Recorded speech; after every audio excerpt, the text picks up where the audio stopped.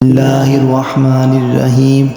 YouTube کے پیارے ناظرین، السلام علیکم ورحمۃ اللہ وبرکاتہ۔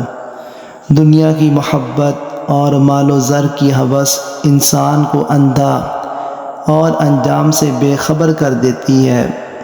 بدبخت خولی بن یزید نے دنیا ہی کی محبت کی وجہ سے مظلوم کربلا کا سر انور تن سے جدا کیا تھا، مگر چند ہی برس کے بعد اس دنیا میں اس کا ایسا خوفناک انجام ہوا کہ کلیجہ کانپ جاتا ہے۔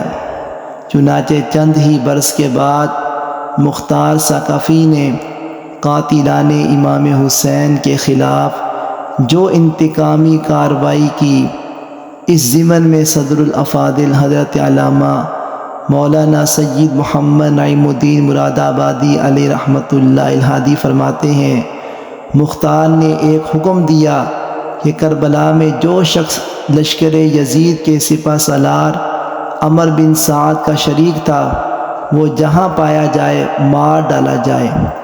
یہ حکم سن کر کوفے کے جفا شعار رسما یعنی ظالم و ناانصاف بہادر بصرہ بھاگنا شروع ہوئے۔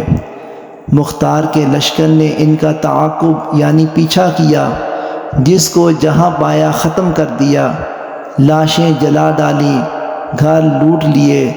خولی بن یزید وہ خبیث ہے جس نے حضرت امام عالی مقام سیدنا امام حسین رضی اللہ تعالی عنہ کا سر مبارک تن اقدس یعنی جسم اقدس سے جدا کیا تھا۔ یہ روسیہ بھی گرفتار کر کے مختار کے پاس لایا گیا۔ مختار نے پہلے اس کے چاروں ہاتھ پیر کٹوائے، پھر سولی چڑھایا، آخر آگ میں جھونک دیا۔ اس طرح لشکر ابن سعد کے تمام اشرار یعنی شریروں کو طرح طرح کے عذابوں کے ساتھ ہلاک کیا۔